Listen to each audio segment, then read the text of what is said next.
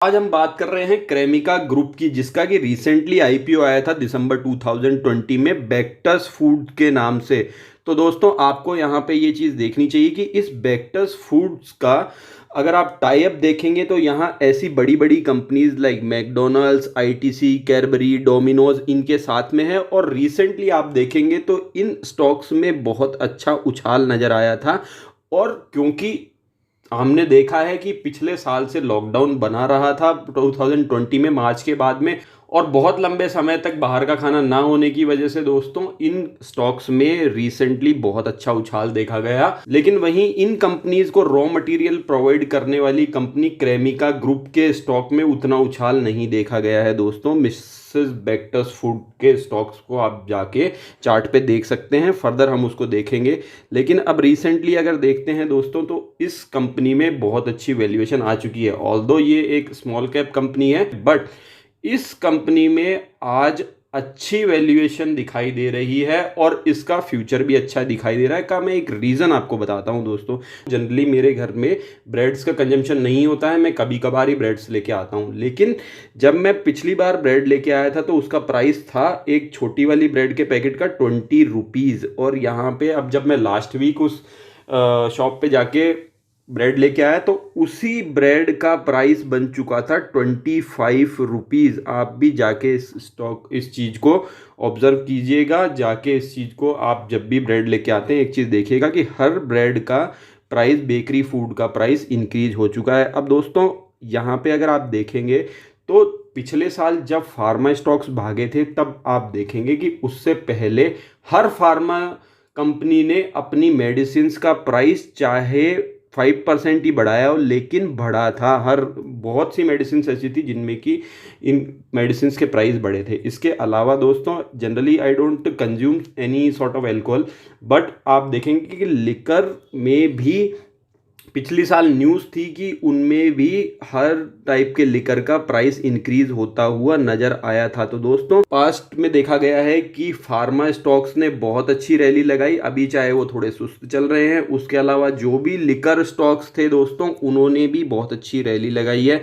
अब यहाँ पे अगर आप देखेंगे तो बेकरी में प्राइस इंक्रीज हो चुकी है दोस्तों। तो मैं आपको इस स्टॉक के भागने से पहले बता रहा हूं कि यहां अगर आप देख सकते हैं इसने भी बेसिक अपनी प्राइस इंक्रीज कर दी है रॉ मटेरियल की। लाइक ब्रेड्स हो गए हैं, बंस हो गए हैं, और भी बहुत से यहाँ देखे जाए तो बिस्किट्स, कुकीज़ एट्सेट्रा भी हो सकते हैं। तो दोस्तों इस वजह से इस स्टॉक के रेवेन्यू में, इस कंपनी के रेवेन्यू में आपको फर्दर उछाल होता हुआ नजर आएगा। इसके चार्ट पे चल के हम देखते हैं कि किस तरह की पॉसिबिलिटीज यहाँ अवेलेबल है। तो मिसेस बेक्टर फूड का दिसंबर 2020 में जब आईपीओ आया था तब इसने यहाँ 600 रुपये से भी ज़्यादा का उछाल लगाया था, जबकि इसकी आईपीओ प्राइस थी 288 रुपीज़ पर शेयर।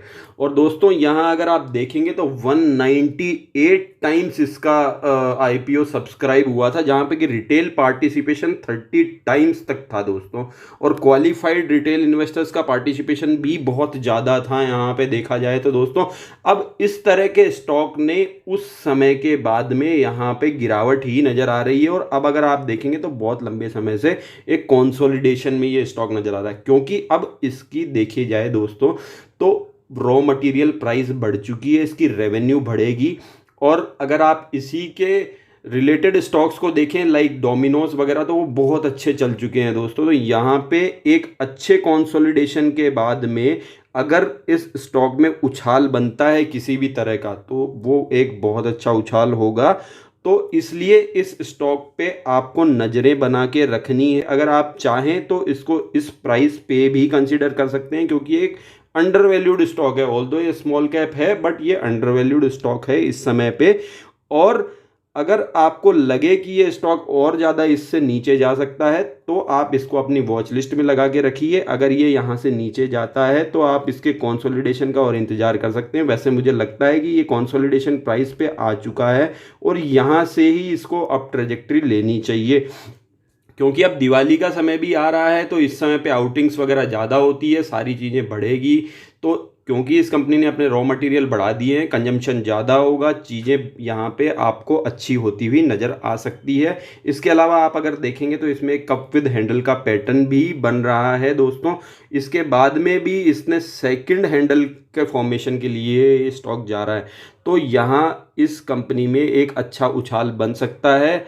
मैं फिर कह रहा हूँ दोस्तों, ये स्मॉल कैप स्टॉक है, आप अपने पोर्टफोलियो का बहुत कम पार्ट यहाँ पे डालिएगा अगर आपको इसकी टर्न अराउंड स्टोरी पे थोड़ा सा विश्वास हो तो। लेकिन अगर आपको विश्वास है तो आप स्टॉक में निवेश करके इस समय चल सकते हैं। वैसे दोस्तों, ये किसी तरह की बाय सेल की रिकमेंडेशन नहीं है। अगर स्टॉक में आप एंट्री बनाना चाहते हैं तो अपने फाइनेंशियल एडवाइजर से भी एक बार डिस्कस जरूर कर लें।